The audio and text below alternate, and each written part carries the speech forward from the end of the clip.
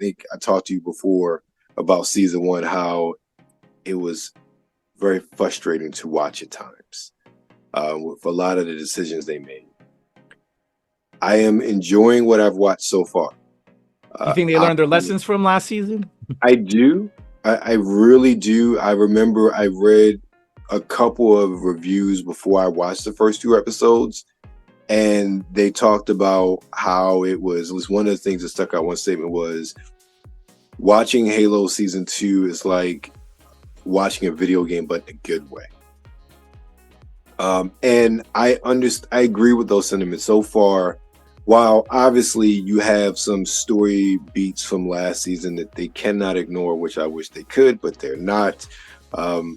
So far, what I've watched, I've enjoyed. I think a lot of it is just flushing out a lot of the ancillary stuff they introduced last season, which made no sense. But at the end of the day, as a Halo fan, we're getting to the this is not really a spoiler if you're into Halo, but we are getting into the glassing of Reach.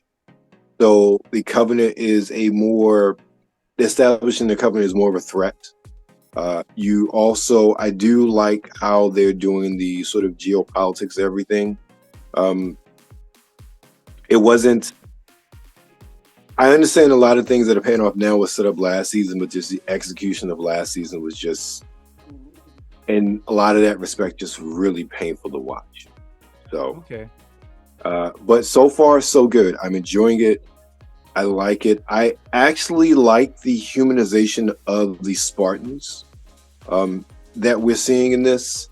I think a lot of people were upset last season that Master Chief took off his helmet and all of this, and so far this season, I was actually going to ask you slightly about that. It feels like the people that are kind of looking from the side, or the gamers, are like, it should be like Mandalorian, where they're always keeping their helmet on in a way. I don't know. That's what the vibes I've been feeling. yeah, that's a very good analogy. But this is, I'll say, with regards to this um, this series. This series shows an aspect. And again, I've never read the book, so I can't say anything about that.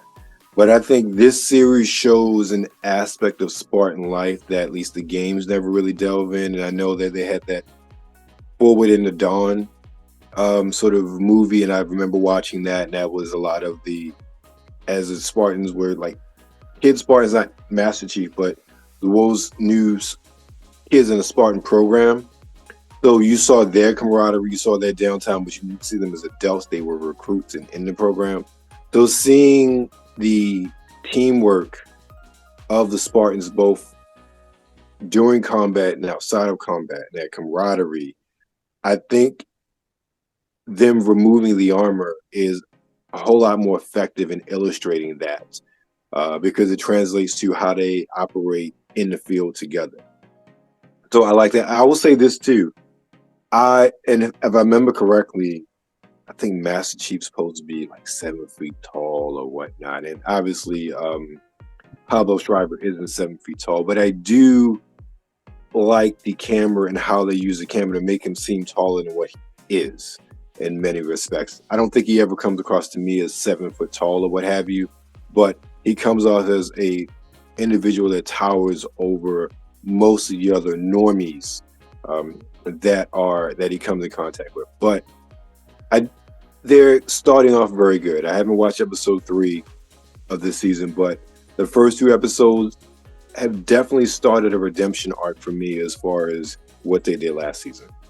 Okay, I'm excited to check it out. I like many, I guess. I fell off a little bit, during season 1. Meant to go back, just never did. But I'm intrigued by season 2, and the word I'm hearing as well on the street. So hearing your words are good to hear.